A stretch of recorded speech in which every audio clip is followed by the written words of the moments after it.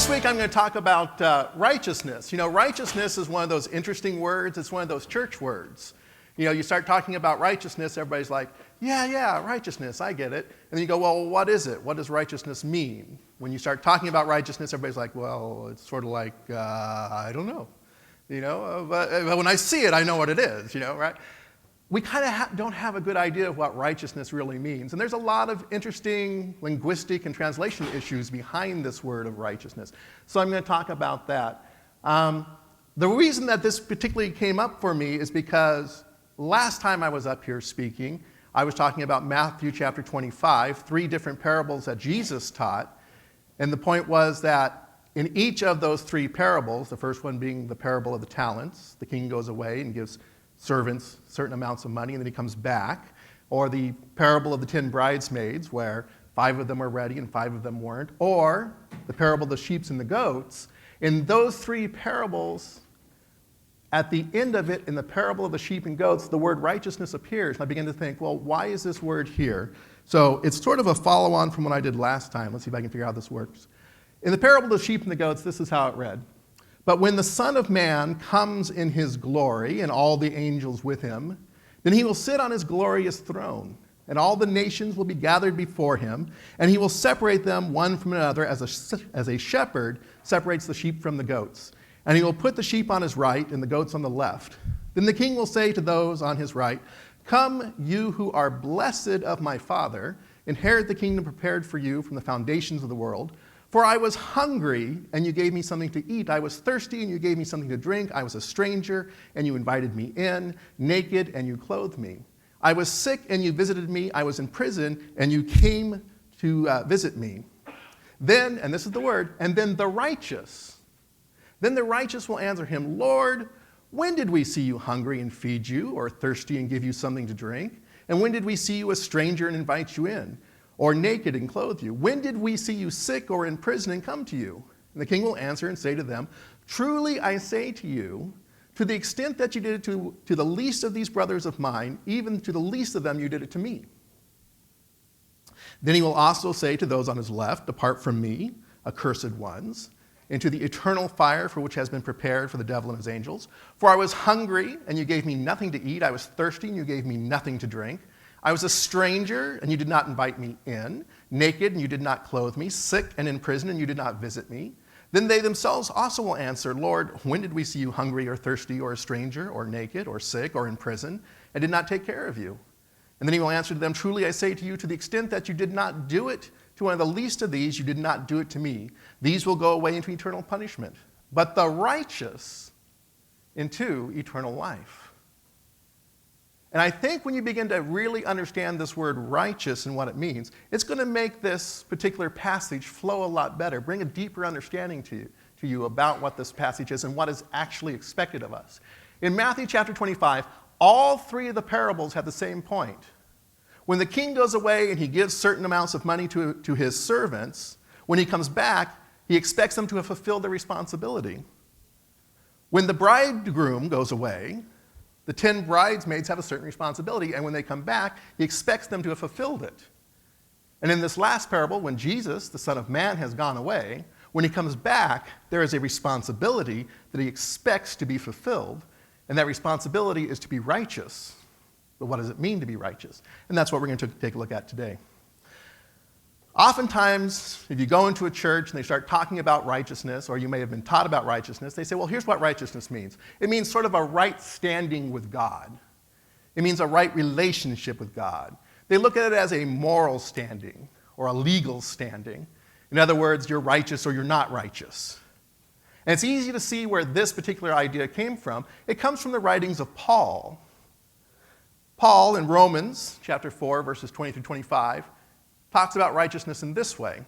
He says, he, talking about Abraham, staggered not at the promise of God through unbelief, but was strong in faith, giving glory to God, and being fully persuaded that what he had promised, he was able also to perform. And therefore, it was imputed to him for righteousness. Now, it is not written for his sake alone that it was imputed to him, but for us also, to whom it shall be imputed, if we believe on him that raised up Jesus, our Lord, from the dead, who was delivered for our offenses and was raised again for our justification. Paul is a very unique writer when we come to the New Testament, because Paul uses this word righteousness, but we have to remember the word righteousness is an English word. It's not the word he used in the original letter when he wrote it. In Greek, the word being used has unique aspects to it. And depending upon which way you look at the word, it can mean different things. Paul here uses it like a legal term, in that you're sort of either guilty or not guilty, you're righteous or not righteous. But is that necessarily always how the word is used? I would like to kind of suggest to you that Jesus uses the word righteousness differently than Paul. That words, as you guys know, can have shades of meaning, and meaning can actually change over time. That every time you see the Greek word used for righteousness, it doesn't always mean the same thing. And there's a reason for that. And we'll talk about the reason for that. Language goes through periods. And then you'll have to forgive me if I start kind of going off into like the linguistics professor that I am, right? Because I get fascinated by stuff like this. But language goes through periods. And Greek language went through periods. In fact, you can see over here, there's a whole list of periods. Proto-Greek, Mycenaean Greek, Ancient Greek, Koine Greek, Medieval Greek, and Modern Greek. Now, the interesting part is this. The New Testament was written in Koine Greek, which was the common language spread throughout the empire, the Roman Empire at that time. Koine Greek was spread all across the Roman Empire back when it was the Greek Empire. Alexander the Great and his troops are the one who spread that language. Everywhere they conquered, they took that particular language with them. It was considered a very common language. It wasn't the highfalutin language of the philosophers. In fact, if you're looking at the language of the ancient philosophers, like Socrates and Plato and all the rest of them, that's ancient Greek. Koine Greek was just what the guy on the street spoke. It's the difference between the Spanish they speak in Spain and the Spanish they speak in Santa Ana. Kind of get what I'm saying? It's very different. In fact, the Koine Greek was considered sort of vulgar, too common. And they thought, this stuff is not even worth preserving. So many of the documents that were written in Koine Greek were simply not saved. What did they save? Well, they saved all the highfalutin stuff, all the really important stuff written by all the Greek philosophers. So we had all kinds of documents in ancient Greek, but not too many in Koine Greek. But that created a problem for us, because the New Testament was written in Koine Greek. The New Testament was written in the common language that everybody spoke. But when it came time to translate the New Testament over from Greek into English, we had a problem, because we didn't have a Koine Greek dictionary. We didn't even have a lot of documents in Koine Greek. We weren't sure how all those words were being used. So what we had to do was take Koine Greek and use an ancient Greek dictionary to try to translate it. And there can be quite a difference, because words change meaning over time. Take a look at English here. English went through periods: Old English, Middle English, Early Modern English, Modern English. You might be saying, well, how much can a language change over time? Well, let me give you an example. Old English versus Modern English. I'll give you a second to read that. That's Old English. Not German. It's Old English.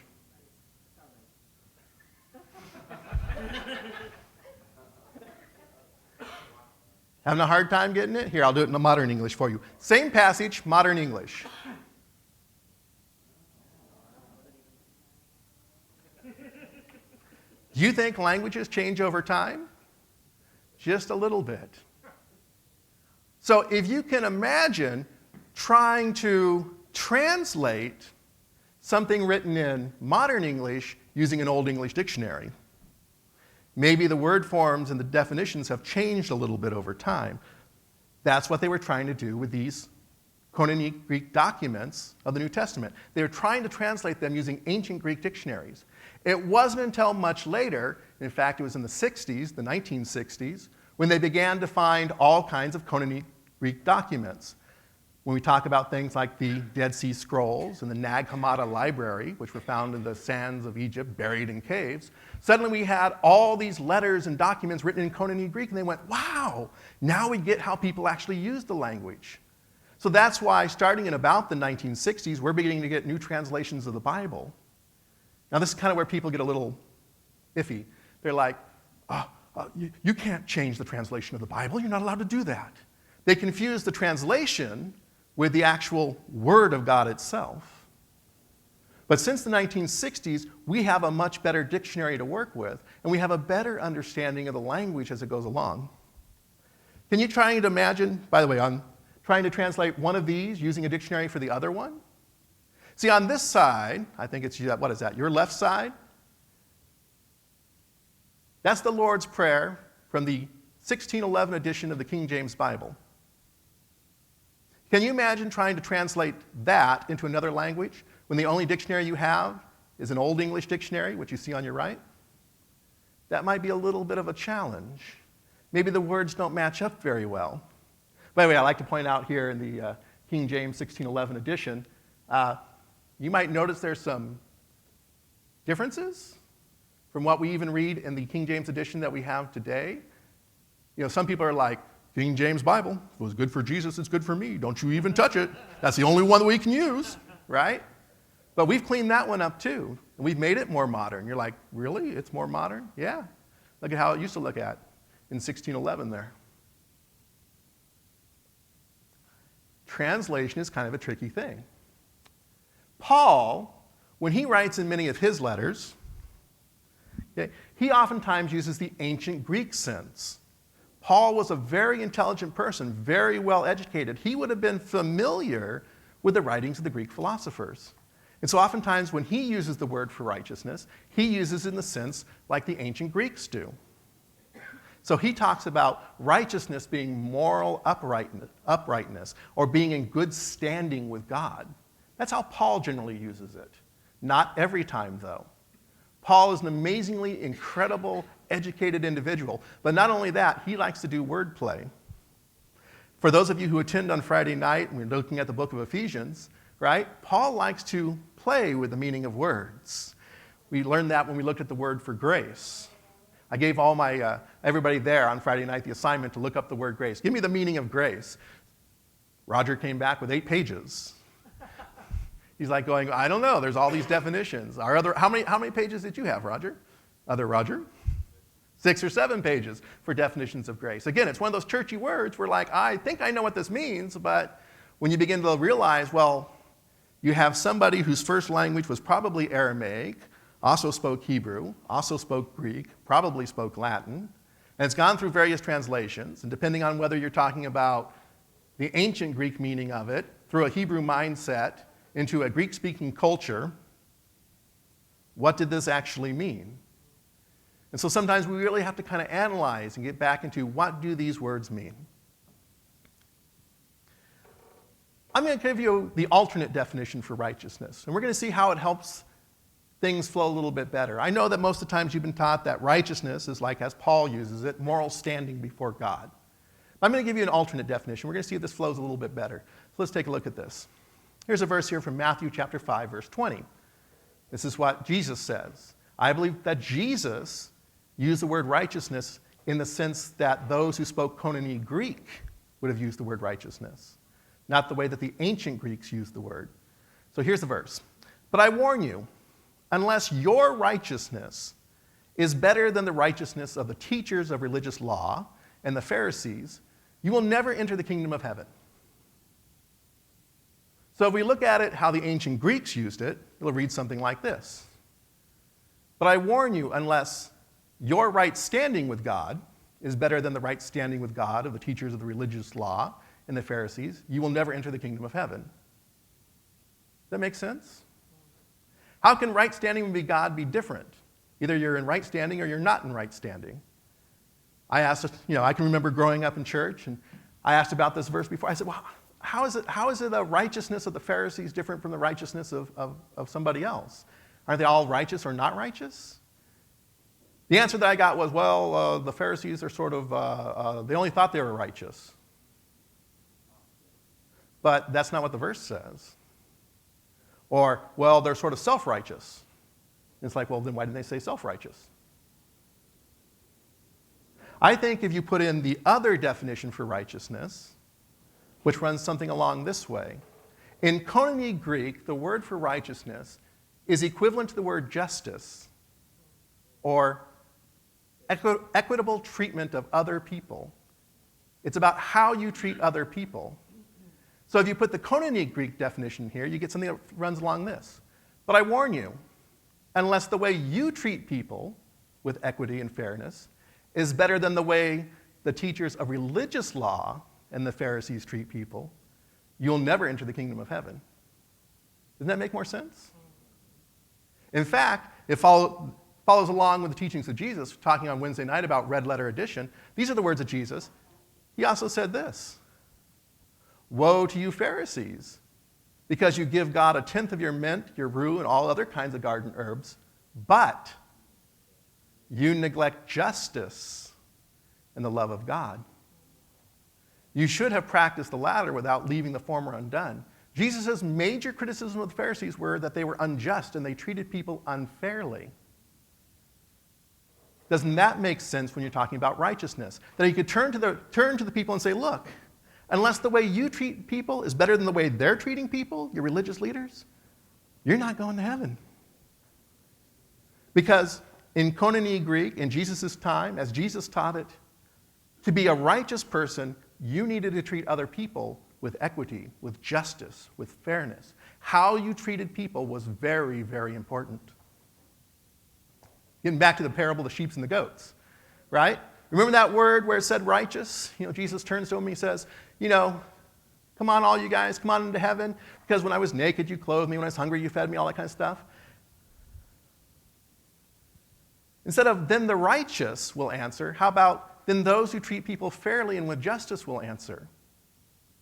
Because if we see somebody hungry and we give them food, are we not treating them with justice? We see somebody thirsty and we give them food, give them drink, are we not treating them with justice?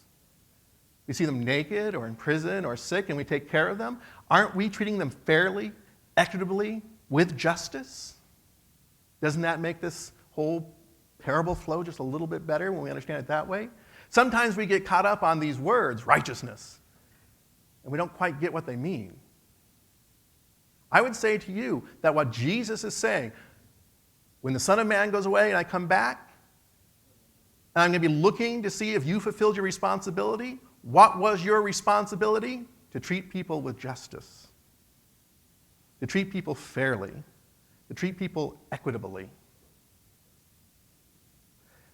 At the end of the parable, he talks to the people who didn't do this, and they get cast into hell. Is that a bit harsh? I saw somebody and they were thirsty and I didn't give them something to drink, and so I get to go to hell for that? Or I saw somebody and they were hungry and I didn't give them any food, I go to hell for that? Is that a bit harsh? Let's keep looking at some more verses here.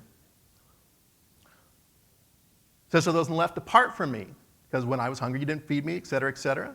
These will go away into eternal punishment." Let's take a look at it. There's another Greek word I want you to look at. It's up here. Homoia. In ancient Greek, you use an ancient Greek dictionary, it means like or similar to.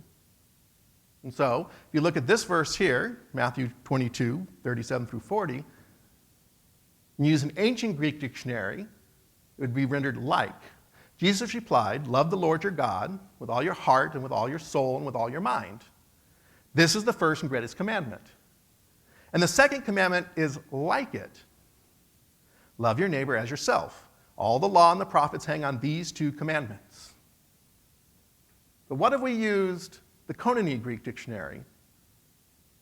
What does it mean in Koine Greek? See, in the ancient Greek, it means similar to. In Koine Greek, it means equivalent to. Does that change the meaning? Let's find out. Jesus replied, love the Lord your God with all your heart and with all your soul and with all your mind. This is the first and greatest commandment. And the second is equivalent to it. Love your neighbor as yourself. All the law and prophets hang on these two.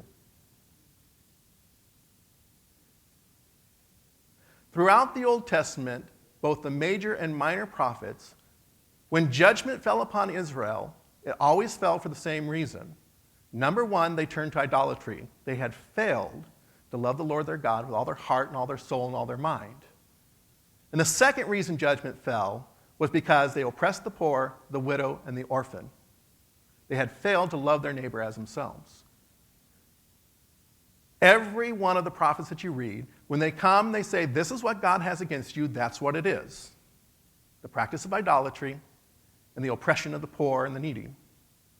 They had broken these two commandments. And what Jesus is saying, when you look at it in Koine Greek, is really they're the same. Going back to the parable of the sheep and the goats.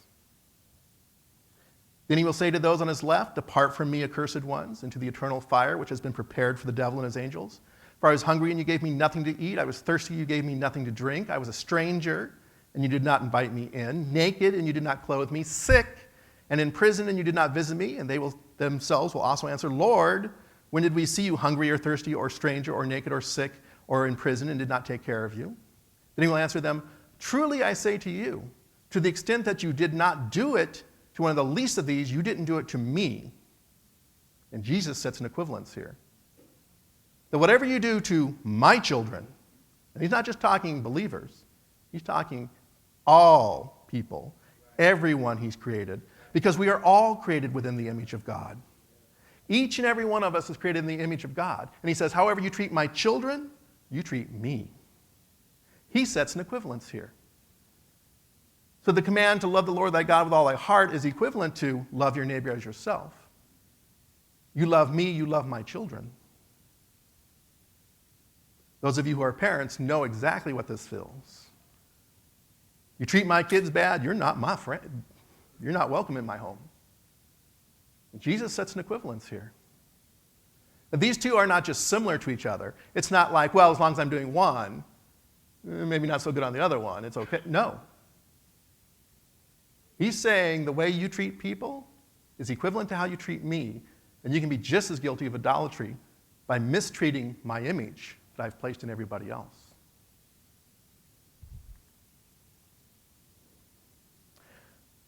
1 John 4:20. If anyone says, I love God, but hates his brother, he's a liar. See an equivalence there? For anyone who does not love his brother whom he has seen cannot love God who he has not seen. You can claim to love God. You can claim that you're keeping that first commandment. But since the second one is equivalent, if you're not loving your brother, if you're not loving the very image of God, if you're not loving the image of God placed into fellow human beings, you're a liar. You don't love God. There is such a stress put upon how we treat other people, and that we are called to justice, that we are called to treat them as equals. Sometimes we miss it in churchy words like righteousness. To be a righteous person, you must treat other people as equals and with justice. I'm so glad that Stanton showed the pictures of us going out to help those in need, because every person who went out there is a righteous person who have performed a righteous act, and it will be counted to them as righteousness for what they did. Now, I'm sure if you turn to those people who went out there and you go, you were out there doing righteous acts, they'd be, what? What do you mean? We've kind of dressed up that word righteousness. It gets really churchy and it sounds really good. And it sounds really good in hymns. But do we really know what it means? It means to treat people fairly and with justice. So what are we called to do? Right?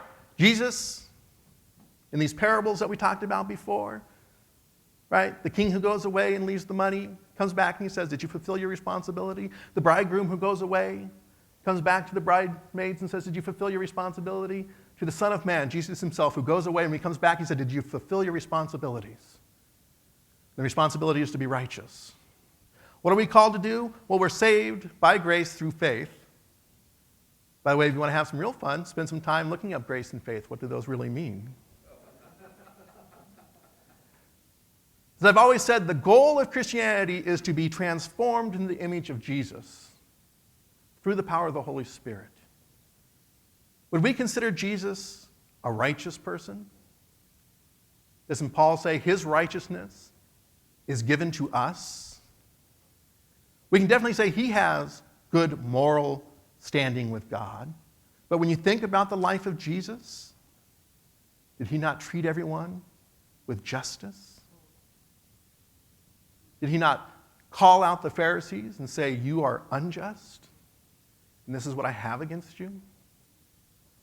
We are to display Christ's righteousness. We are to live out his character and the way that he treated people.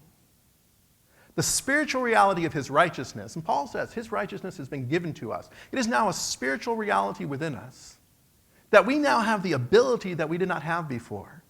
In our fallen state, in our sinful state, we did not have the ability to love our neighbor. But now that it's been given to us, we have the responsibility to manifest that in the world now. We have the spiritual reality within us now, just like we have the kingdom of God within us now. And we must manifest justice, fairness out in the world today. How we treat people is the most important thing that we should be out doing. Paul says in the book of Romans, and this is where Paul now uses the Koine Greek definition. He goes from the ancient Greek legal definition and he changes it. He goes to the Koine Greek definition. He says, and do not go on presenting the members of your body to sin as instruments of unrighteousness.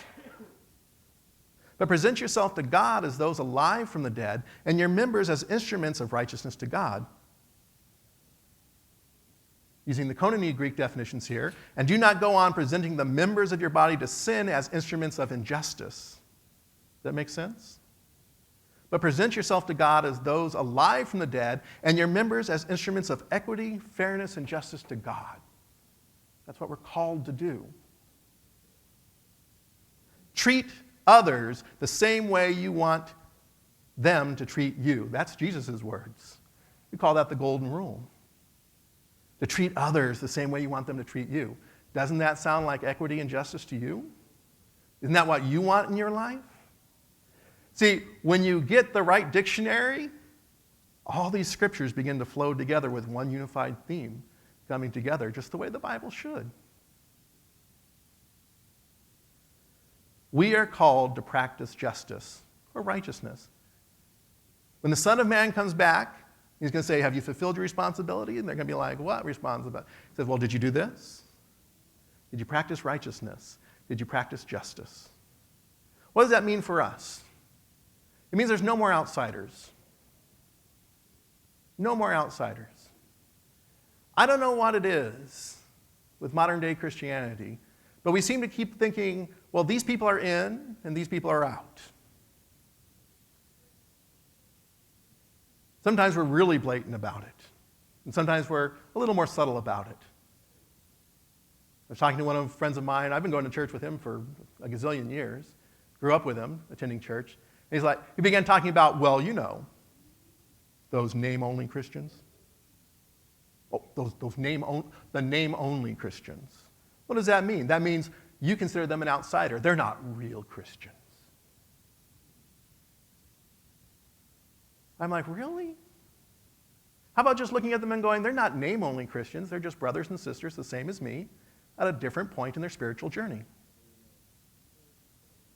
I'm not going to judge them and say, well, you're out because you're not like me. There are no second class. Nobody should ever be considered second class. Paul would write about this, right? He'd say, you know, there's no Jew, no Gentile, no Greek, no male, no female. We're all the same within the kingdom. There's equity and justice amongst all of us. Paul lived in a culture that was stratified, where the males were at the top, females were at the bottom, slaves were even lower. He said, no more of this. No more slave, no more free, no more male, no more female, no more Jew, no more Gentile. None of that matters. We're all at the same level. There's no second class. And we need to treat every human being this way. I worry when I see Christian groups standing outside with signs that says, God hates fill in the blank. Because as soon as you say God hates, whoever you put down there, you've made them second class. And you have violated the principle of equity. You have violated the principle of justice. And if you're treating your neighbor that way, you're treating God that way. Oh, but, they're Muslims. You know what? Muslims are also created in the image of God. They still belong to Him. And wherever they're at in their faith journey, that's not my issue. It's I need to strive and to fight for justice and equity for them, even if they do have different beliefs than I do. Doesn't matter race, doesn't matter religion or creed. We must fight to treat them fairly and equitably, because if we don't, how we treat them is how we treat God. That's a hard one to do sometimes, because we like having outsiders. Now, I'm not saying anything about their moral standing before God. I'm telling you what we're called to do. There is no inequality. We must practice the point to where there is no inequality. That's one of the things that I like about Open Door Ministries. One of the reasons I'm still here is because no matter where you're at in your faith journey, it doesn't matter. Yes, we have a statement of faith. It's what the leadership of this church affirms, and this is what we teach. Maybe you don't agree with it, and we're okay with that. Wherever you're at in your faith journey, that's okay with us. Because we know that God will get you to wherever you need to go. And we trust that God will do the job. There's no second class here. There's no A group, B group. You're all equal in God's eyes here. Just because I get to stand up here doesn't make me any better than you. I'm just at a different place in my faith journey than you are. We're all equals. And we need to begin looking at everybody else out there and saying, these are my equals. These are my brothers and sisters. We may be different races. We may even be different religions. But I will fight for justice for you. A few months back, I was attending another church. I was talking about this idea of justice and equality. I was talking about, Christians should be fighting for gay marriage because it's a justice issue. It's an equality issue. The church I was speaking at was not an open and affirming church. And I quickly saw 60 people sitting in the audience stiffen. Did he just say what I think he just said? And I explained it as a justice issue. And I used that verse again. Woe to you, Pharisees and teachers of the law. Oh, you follow all the rules. You tithe 1/10 of your mint and your rue, but you neglect justice. How Jesus condemned them for neglecting justice.